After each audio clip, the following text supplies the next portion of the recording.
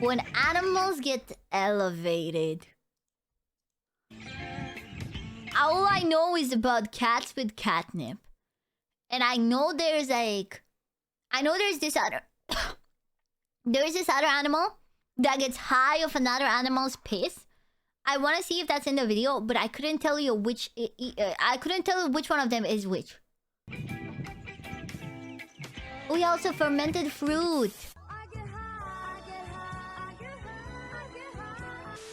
So one night in 2011, a Swedish man called the authorities to remove a moose in his neighbor's yard. He added that he believed the moose was intoxicated. How did he know it was intoxicated? No reason really, just an inkling. Apparently the moose got...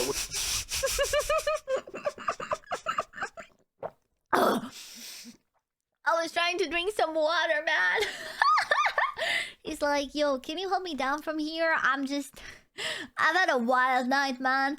I've had a crazy night, dude. You don't want to know the night I've had. Wasted off apples from a tree and got so tipsy that it tipped over and became part of the tree. And it took fire and rescue services to divorce the sauce moose from its tree. The moose got up and proceeded to walk back into the forest. The next morning, after passing out and going AFK in the same neighbor's garden. So mostly happy ending, nobody got hurt. You know he was hungover, dude. He was so hungover. Was left more or less intact, and these pictures were taken by the man's 10-year-old son with the hopes that he could sell them and use the money to buy a PlayStation. CNN would end up buying the pictures. So now there's some 22-year-old Swedish dude that has sell pictures? What? Well, I'll take pictures of you, chat, and then I'll sell them. Best conversation starter no matter what room he's in. And this wasn't a one-time thing. If you had a nickel for every drunk moose story in Sweden, you'd have enough to buy yourself a first-class flight to experience a Buzz Bullwinkle in person. There was that time a moose got plastered and decided to harass school children. And there was even one case... Is it just the fruits from trees that have gone bad, or...? Some moose binge on the forbidden fruit and then... well, I can't tell you exactly what's happening here, just know it's a 3-player game with 0 controller. It's believed that when apples fall from trees, they eventually ferment and all the sugars become alcohol. And when moose eat these fruits, well, at best a child gets a PlayStation and at worst a child witnesses 3 moose stationed in play. Some scientists argue that alcoholics are a myth and that with the 3 me's. Moose are just too massive to be put out of commission by some apples. My response? There is no sober explanation for this. Look at this dude. It's not a stretch to believe some animals will go out of their way to alter their consciousness, and the methods get a lot more out of pocket than just eating expired apples. Brown bears in a reserve in Russia apparently huffed jet fuel to get elevated. Jet fuel? But why did the bears have access to jet fuel, man? Igor Spilinok spent 7 months in bear country, and he says the bears would find these used barrels, take a hit of kerosene and gasoline, and proceed to airdrop their conscience to Mars. And yeah, the baked bears started fiending, to the point where the kerosene carnivores would actively stalk helicopters just on the off chance they get to lap up any fuel that spills onto the soil. And if you're judging them, you must not know... They're addicted! They're addicts! They need rehab, man! Put the bears in rehab! Oh! They're bear junkies, man. That's crazy. What humans are willing to introduce into their bodies just to let their minds ascend. According to a survey, about 46% of Americans call Christmas their favorite holiday. For any of the 46 watching this, I apologize in advance. Reindeer have been seen actively seeking out and eating the Amanita muscaria mushroom. Thanks to their special digestion, they're able to eat something considered poisonous to most animals. The mushroom is also a well-known hallucinogen, and considering reindeer will go out of their way, even digging through snow to cop a taste, chances are they know too. And while it is poisonous, it's technically poisonous the same way alcohol is. Which is why shamans in Siberia would down the mushroom. I guess some things don't change between humans and animals, huh? That's crazy. Rituals in order to become one with nature, and all the animals in it, while getting absolutely obliterated in the process. It's even believed that since unwanted toxins are flushed out the body through urine, if you didn't want to run the risk of getting folded by fungus, you could drink the pee of an inebriated ice deer to join the same wavelength as them. It's said that the fungi gives the users feelings. Who is out there seeking out meese to drink their piss to get elevated? Whomst among us is out there doing such deeds? And visions of taking flight. A red and white being me? That puts Don't say me. Chat disclaimer. Don't do this. Don't do this. in the clouds. Don't drink piss. Santa might have been a mushroom this whole time, or a shaman, and the reindeer charioting his sleigh of Christmas magic are just a bunch of caribou cooked off shrooms. Now you see why Rudolph was a red-nosed outcast. While everyone else was trying toadstools, he was out here crushing crystals. Long story short, get R. Kelly by the right reindeer and you'll both believe you can fly. That's probably in bad taste. Like the reindeer. In 2009, Tasmanian farmers were plagued by crop circles that seemed to appear in their fields overnight. Some people thought it was aliens shooting their shot with the earth. The answer is somehow even weirder. This is a Bennett's wallaby. And just know this wallaby wallin'. Tasmania is the world's largest source of... How does it make perfect circles? Wait, how does the wallaby know how to make patterns? I still think it's aliens. Poppies used to make opium painkillers, and the travel-sized kangaroos break into the poppy pastures and eat enough to go on a literal field trip with no school bus. Turns out the circles were caused by faded wallabies grazing in circles and then crashing. And these junky marsupials will go as far as scaling... Wait, so they were just like running in perfect circles? That's crazy. Because that's like a perfect, like, filled in as well. In my city, we had dogs on... Oh, brother. Oh, brother, classic Romanian afternoon. Fences and eating the same white opium gum used to make morphine and the purple stuff Lil Wayne likes. All that to get more stoned than a witch in Salem. And after they eventually come back to Earth, the wallabies wake up and just go about their day. Because only someone with no job and no bills to pay. They just do it recreationally, I guess. Bees don't be having any of that. You want to get high on hive time? You better pack up your stuff and figure life out, because you finna be homeless, good buddy. In the summer, the intense heat can cause the nectar and flowers to ferment. The end game of that is literal buzzed bees flying under the influence. And the symptoms are exactly what you'd expect. A hammered honeybee will often bump into flowers. I've seen these videos of bees knocking into each other, and people always show it as like, oh, bees are stupid, this is just how they fly. I didn't know they were like drunk. It makes more sense if the bees are drunk, because like it wouldn't make sense for bees to just be that dumb, right? And can even get so sloshed that they can't make it back home and can flatline if they get too cold at night. It doesn't get a bee in Vaslui, dude. Whole lot better if they do find their way back. Like I said, bees have no tolerance for the tipsy, and any bee suspected of being on the juice is violently confronted and thrown out the hive. Oh my god, wait, they're like, yo, the bees are like, yeah, no substance abuse. We need you all being, completely productive. Any drunk bee will be executed. Dude. Bees primarily communicate through a waggle dance. It doesn't take long for a blitz bee to expose itself. In some cases, guard bees will cripple the offender by chewing their legs off to make sure they physically can't come crawling back. Yeah, they make sure to make an example out of him. And the reason is because bringing fermented nectar into the hive can quite literally destroy the entire colony from the inside. It'd be kind of like Pascal's So it's like a zombie infection. It's like the bitten one hiding the bite. You know, like you got bit and you hide the bite because you're selfish, and you go back to the camp, and then everyone dies, man. You know what? Now I understand the dismemberment. You know, maybe they should dismember the people that hide the bite as well. Brownies before the big company-wide meeting. So yeah, bees on booze lose a whole lot more than their sobriety. Bees ain't the only ones gambling with life by flying under the influence. In 2006 in Vienna, Austria, 40-something birds were found expired on the ground, but when they were examined by scientists, they didn't find the signs of avian flu like they were expecting. What they did find were rotten berries in their systems, and suddenly the pieces started coming together. It's believed that the berries fermented inside the birds and got them more faded than an NBA legend's hairline. Now for real though, something about greatness means negotiating the integrity of your life. The songbirds even had the liver scarring that you'd usually expect from a hardcore drinker. The result was a bunch of intoxicated birds face planting in the windows. In lighter news, the same way people start slurring their words once they get to first base with a bottle, buried down birds will often sing like drunks. In an experiment, vocal zebra finches were given some alcohol, and after a couple sips, their songs got more disjointed, more disorganized, and just overall sloppy. Worst part is... I wanted to hear it! Wait, he's not gonna play it for us? I wanted to hear the drunk bird sing! Dude! Hi Alex, welcome! They probably thought they were killing it too, which makes them the complete opposite of bats. And you'd think something that flies for a literal living wouldn't do it while mind fogged. I said fog. I said fog. But bats don't really have a choice, and the ones that eat primarily fruit and nectar can often fall for the same traps as birds and bees and get royally fogged over. Except bats might just have the tolerance of a Russian veteran.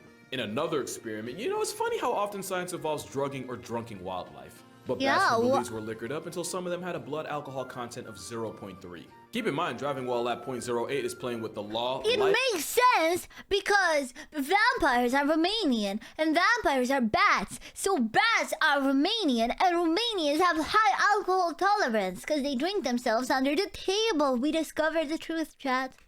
and Lucifer, since that's who you finna see next. But the drunk bats were somehow able to perfectly maneuver through an obstacle course. Look at them, classic Romanian. They were also able to perfectly use their echolocation while very much buzzed off nectar, unlike the songbirds who literally couldn't hold their berries for their life. And since bats from Central and South America were able to handle it better than old world bats, it's believed this tolerance came from them eating more fermented fruit. No, so it's because basically, they're the reason Romanian. bats are able to completely drink you under the table is because the ones that couldn't became part of the past. Bats are some of the lightest mammals on the planet, yet are also one of the strongest heavyweights when it comes to alk. But they aren't number one. The animal with the highest tolerance is something you might not have even heard of before. The average man from Vaslui. The pentail tree shrew weighs less than a pack of Skittles, yet can somehow also outdrink an elephant. The Malaysian tree shrew regularly sips nectar from the Bertam plant, a plant so high in alcohol content that it smells like Peter Griffin after a shift at the brewery. A concentration of 3.8% makes it as potent as beer and gives this nectar one of the highest ACs of any food.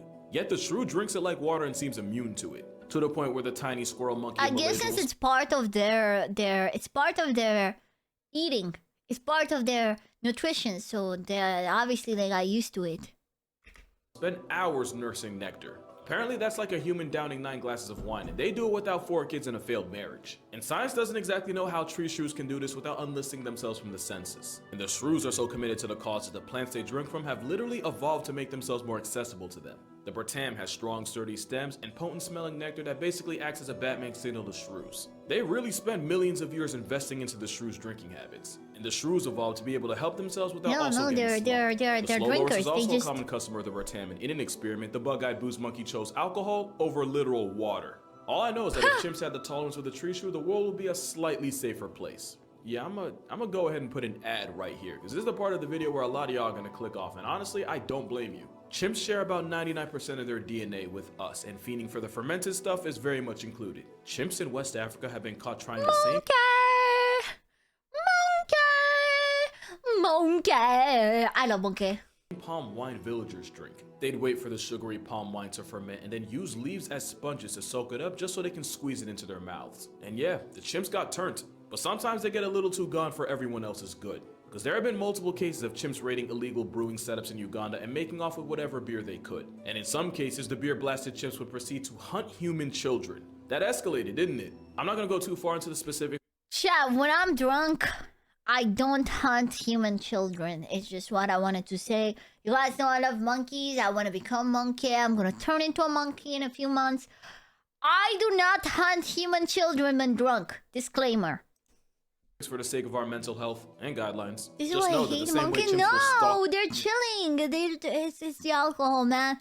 It's the alcohol. They would never do it.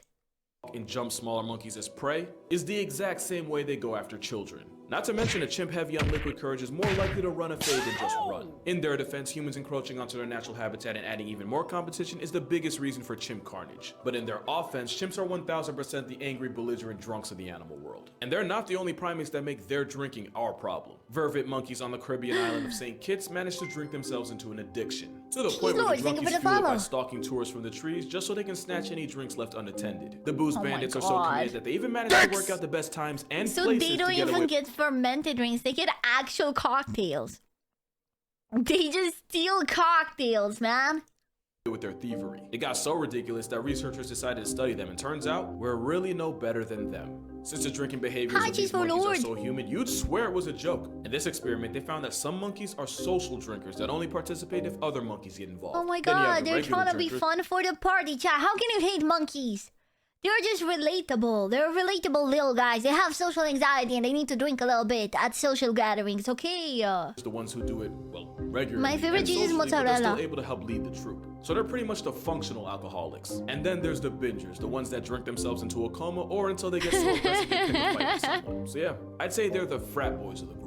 These are the ones that would drink themselves into an early life retirement if you give them the chance. And finally, you have the monkeys that don't or barely drink at all. Also, apparently, this is just funny to me, apparently it's the younger vervet monkeys that are more likely to turn up than the adults, since the adults have to be alert and aware of social dynamics in the group. You peep out can replace literally, they're just like us. monkey with human and everything I said still tracks. And it doesn't just stop at booze. Once in the prehistoric times of 2000, in an experiment, a bunch of you know what, we'll rule of thumb. If I ever say the phrase in an experiment, expect nothing but nonsense to follow. This time it involved getting a bunch of squirrel monkeys stoned and then giving them the option to self-medicate, which they did, as the monkeys that were introduced to Mary Jane would be more likely to push a lever to receive an injection of THC, proving that monkeys like to get high. And I could have told you that without the experiment, especially when you see the things lemurs do to boost their conscience. Even though they're not technically monkeys, the primates of Madagascar might have the most creative way of getting lit. Millipedes are poisonous, and black lemurs specifically will grab the bugs, chew on them, and then rub the toxins all over their fur as if it's bug spray. And science says that's exactly what they use it for.